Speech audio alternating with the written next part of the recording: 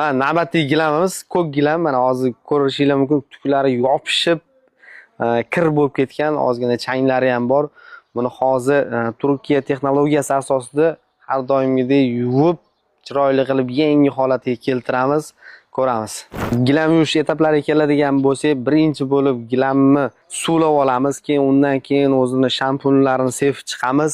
Undan keyin rotor uskunasida yaxshilab yunglarini ko'tarib va kirlarini ketkizib yuvib chiqamiz. Rotorda yuvish jarayoni ham kamida 3-4 marta bo'ladi, chunki gilam toza bo'lishi va yunglari ham yaxshilab ko'tarilishi kerak. O'shanda holatiga kelguncha yuviladi gilam. Keyin aytamiz, gilam yaxshilab yuvib bo'lganga ishonch hosil qilgandan keyin sentrifuga apparatida birinchi darajali quritishdan o'tkazamiz.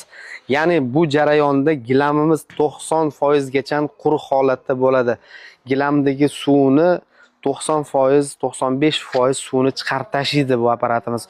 Bundan o'tgandan keyin gilamimiz tabiiy toza quriydi.